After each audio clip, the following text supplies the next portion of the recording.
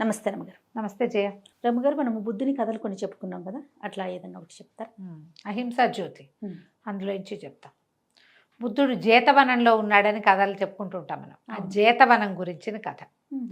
అప్పుడు మా బుద్ధుడు ఆయన రాజగృహం అనే ఊర్లో ఉండేవారు.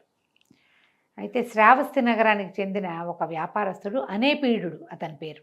ఈ అనేపీడుడు రాజగృహానికి వెళ్ళాడు. వెళ్తే అక్కడ ఆయన స్నేహితుడు ఒక వ్యాపారస్తుడు ఉన్నాడు.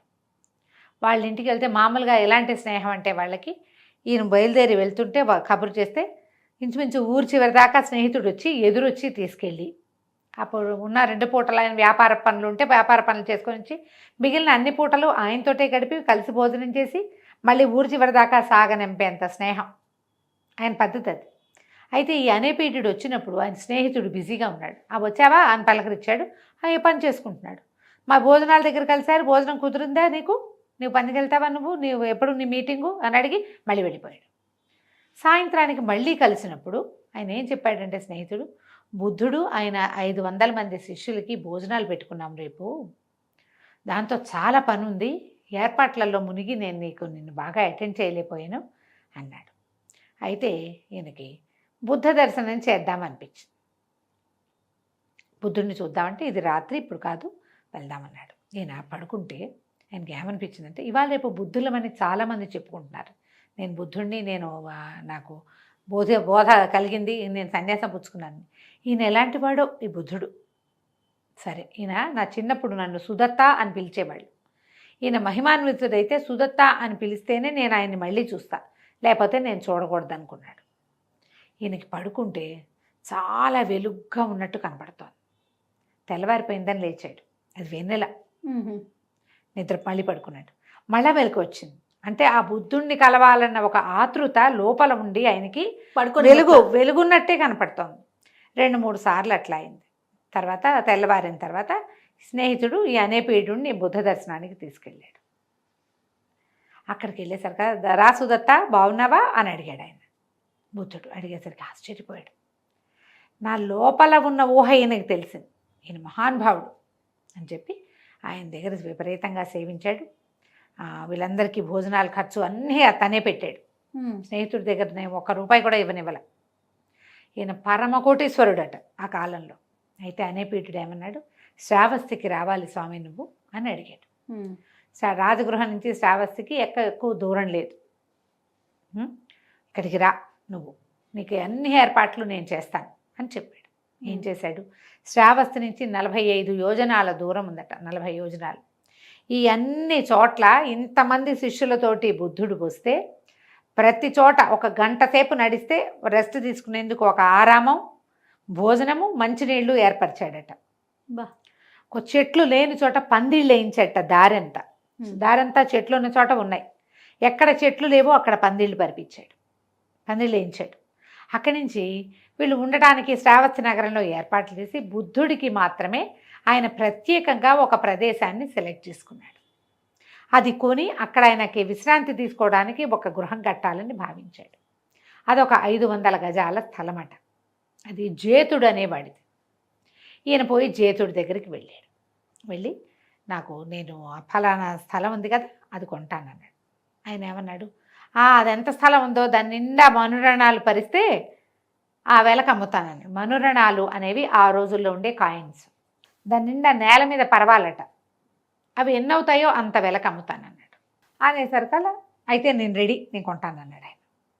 భూమంతా కాయిన్స్ పరిచి 500 గజాల మేర అనేసరికి కొంటానన్నాడు. ఎప్పుడైతే అన్ని మనురణాలు ఇవ్వడానికి తనకి ఇతంత అనేపీడుడు తయారయ్యాడో జేతుడు తీరుకున్నాడు.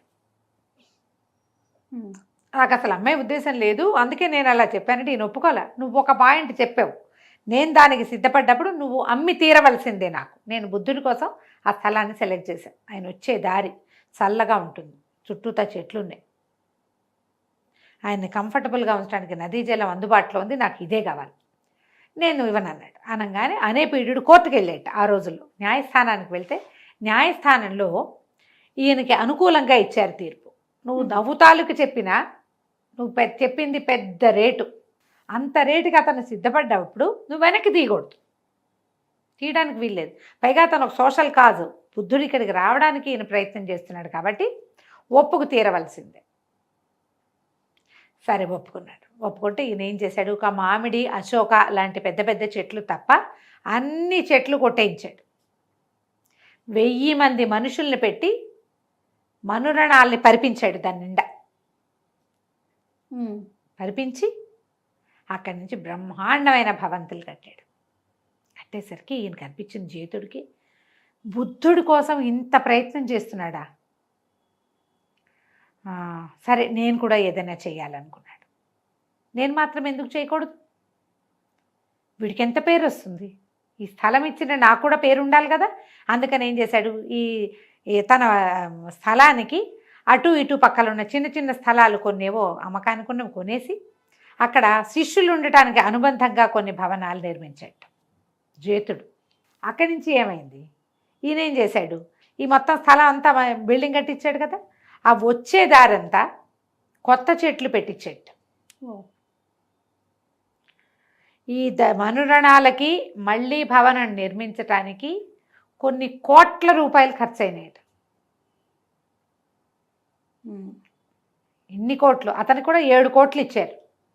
స్థలం ఎంత, 500 గజాలు. బుద్ధుడు ఆ దారిన నడిచొస్తే, ఆయన నడిచి వచ్చి దీంట్లోకి ప్రవేశిస్తే జేతుడి పేరు మీద అది జేతవనం అయింది. ఎందుకైందంటే జేతుడు ఏం చేశాడట, ఈ పక్కన స్థలాలన్నీ చేసి కట్టాడా. ఎప్పుడైతే బుద్ధుడు వచ్చి తన స్థలంలోకి అడుగు పెడుతున్నాడో తను తీసుకున్న 7 కోట్లు తిరిగి ఇచ్చేసాడు. తిరిగి ఇచ్చేసి అది ఈయన తాలూకు దీనికి అంటే ఈ ఆరామానికి ఇచ్చేసాడు డబ్బు. ఇచ్చేస్తే ఇట్లాంటి త్యాగానికి పూనుకున్న అనేపీడుడి కంటే కూడా జేతుడి పేరు మీదే ఆ ప్లేస్కి జేతవనం పేరు వచ్చింది. అది ఒక్క ఆరామంగా కాకుండా చుట్టుపక్కల ఎన్నో భవనాలు, ఎంతమంది వచ్చినా అక్కడ ఉండొచ్చు. ఓకే.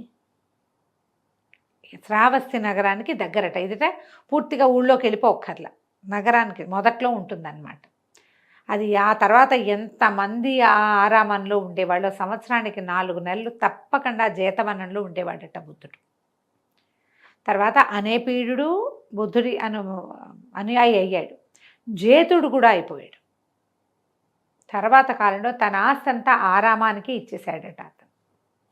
ఈ అహింసా జ్యోతిలో ఇలాంటి ఎన్ని గాథలు ఉంటాయో అప్పుడు ఆ కాలంలో బుద్ధుడు ఒక్క స్పీచ్ తోటి తన వశం చేసుకునేవాడు ఆయన మనుషుల్ని. క్రమంగా బుద్ధిజంలో రకరకాలు వచ్చి మనుషులు పెరిగి ఏవేవో అయినాయి, కానీ తొలి కాలపు బుద్ధుడి నాటి స్పీచ్ ఒక స్పీచే అంతే. ఒక్కసారి వింటే చాలు ఆయనకు లొంగిపోయేవారు. ఆయన అట్లా దైవత్వాన్ని ఎట్లా పొందాడు, ఈ బుద్ధత్వాన్ని ఎట్లా పొందాడు అనేది కూడా అహింసా జ్యోతిలో చాలా వివరంగా చెప్తారు. సరే, ఆ కథలన్నీ చెప్పకుండా ఇట్లా మధ్య నుంచి ఒక్కొక్కటి మనం ధర్మపథం కథలు అవి చెప్పుకుంటాం కదా, అందుకని ఇది కూడా అహింసా జ్యోతి నుంచి కొన్ని కథలు చెప్పాలని అనిపించింది. చాలా చాలా బాగుంది రమ్మ గారు. నమస్తే. నమస్తే జయ. సుమన్ టీవీలో మీ పర్సనల్ అండ్ బిజినెస్ ప్రమోషన్స్ కోసం కింది నెంబర్కి కాంటాక్ట్ చేయండి.